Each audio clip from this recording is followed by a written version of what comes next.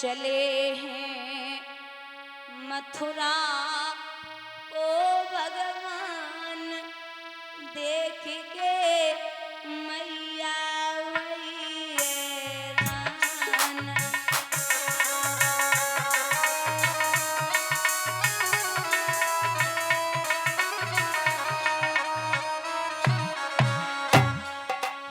चले हैं मथुरा को भगवान देख के जननी भई हैरान।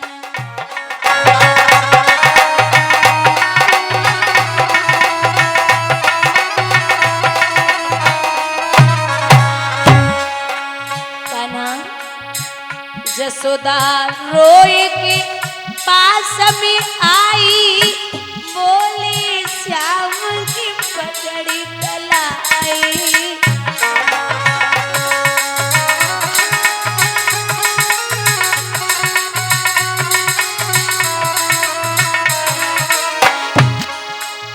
रखना मुरलीधर कछु ध्यान देख के मैया वही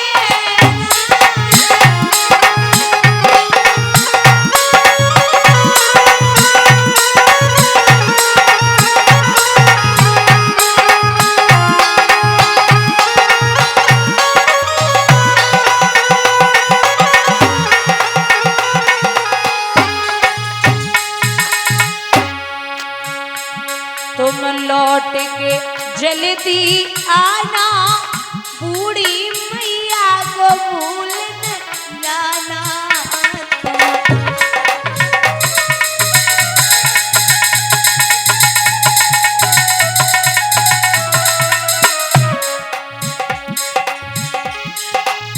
रसता देखूं सुबह और शाम देख के जननी भई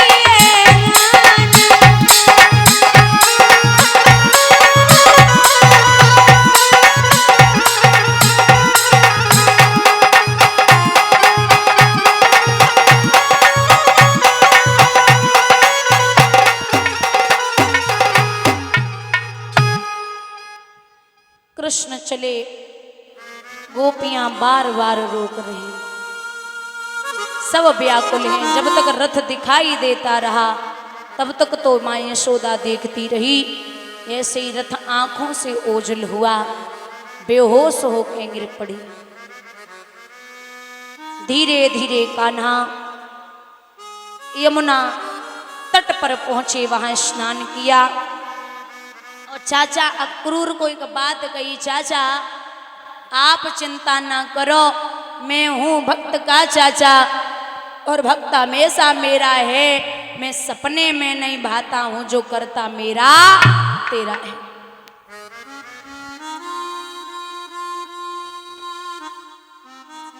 स्नान करके आगे बढ़े। बढ़ते जा रहे हैं तो क्या देखते हैं, चलते चलते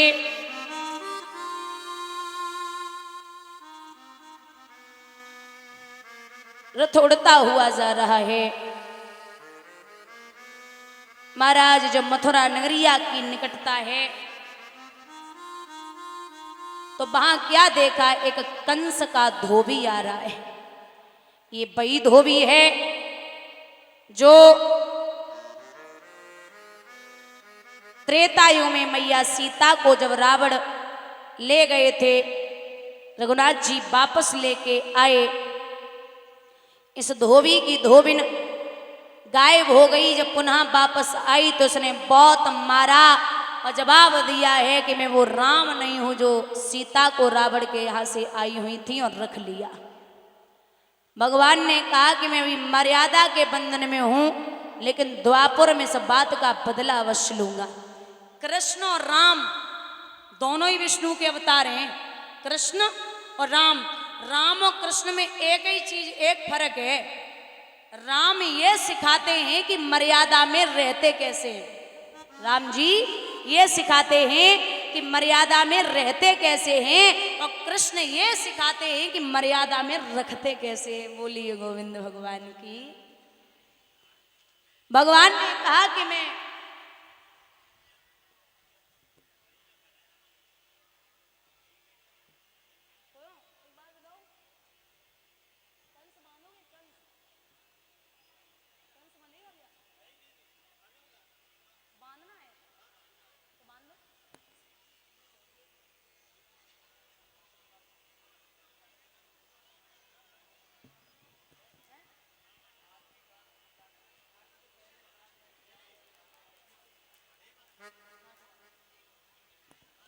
हेलो भैया, इधर भगवान बोले भैया कहाँ जा रहे हो? ये वस्त्र, बोले ये वस्त्र जो हैं ये राजा महाराजाओं के। भगवान बोले मुझे चाहिए थे। बोले कौन हो? मैं मैया यशोदा का बेटा कृष्ण, यदुवंशी हो? बोले जी। धोबी दांती को पीस के कहने लगा, ओ गोकुल के ग्वाल चलावे गाल, शर्म नहीं आवे औकात भूल के अपनी रे मालिक पे हुक्म चलावे। दर्पण में मुख देख कर्म की रेख समझ नहीं पावे, और नौकर हो के आज रे मालिक पे हुक्म चलावे। भगवान बोले ये लो, ये क्या था? मैं तो कितने प्यार से वस्त्र मांग रहा हूं और तू उल्टा सीधा बोल रहा है। सुन, मैं सीधी सादी बात करूं और तू उल्टा सीधा चलता है।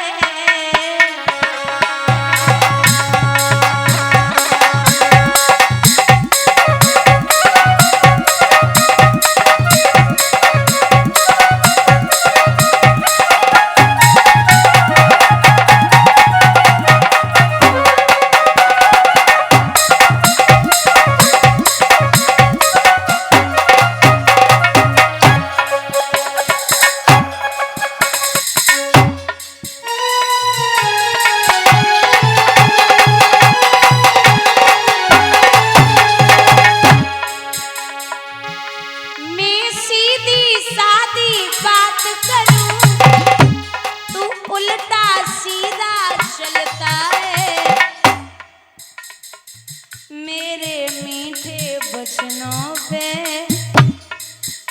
हाँ मेरे मीठे बचनों पे नालायक जहर उगलता है।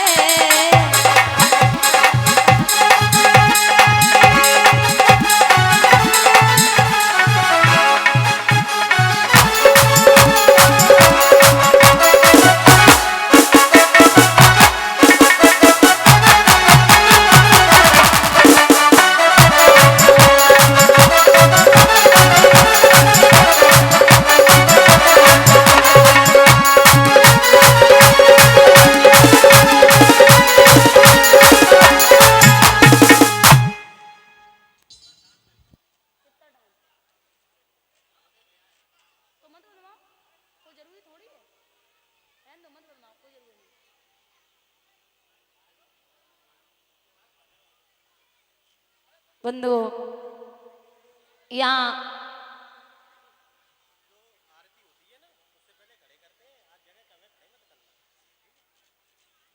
इधर भगवान ने 2 अंगुल से तमाचो मारो, धोबी बेहोश हुआ। थोड़ी देर के बाद खत्म हो गया।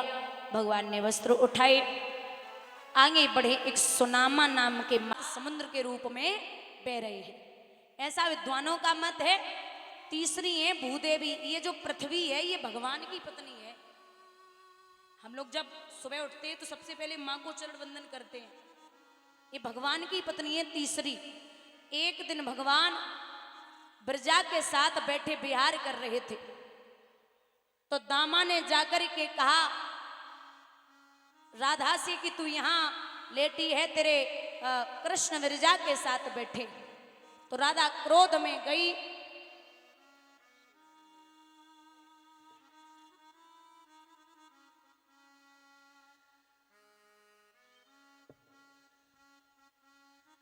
राधा पहुंची तो ब्रजा तो नदी रूप में परिणित हो गई।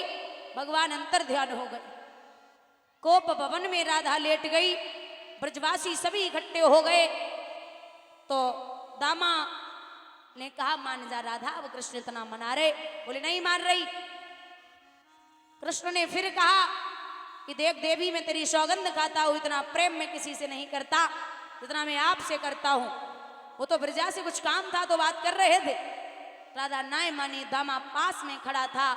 उसने श्राप दिया कि हे राधा, ब्रजवासी भी ताना दे रहे कृष्ण को, मैं श्राप देता हूं कि तेरा और भगवान का एक दिन के लिए तू नहीं मान रही, जा 100 वर्षों तक तेरा और भगवान का भेंटा नहीं होगा। अब राधा बेहोश होने लगी तो कृष्ण ने जवाब दिया कि जो एक पल मेरे बिना नहीं रह सकती वो 100 वर्ष कैसे काटेगी। मैं सप्ताह में मतलब 7 दिन में एक पल के लिए दर्शन क्यों न दूं, देता रहूंगा। इस प्रकार श्री कृष्ण जब मथुरा के लिए जा रहे परसों की कह के बार बार मैया यशोदा रोक रही, लेकिन कान्हा बार बार समझाई रहे।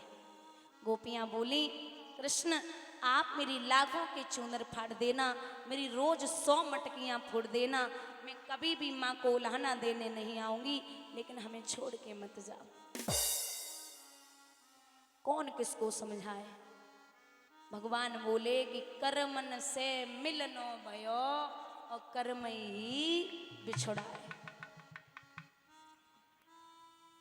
रात्रि भर हो गई, मैया को छाती से लगाए लगाए ब्रह्म मुहूर्त में 4 बजे कृष्ण ने स्नान कियो।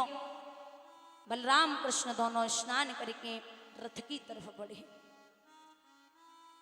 तो मैया यशोदा झपट के लाला को छाती से लगाई के बोली, कान्हा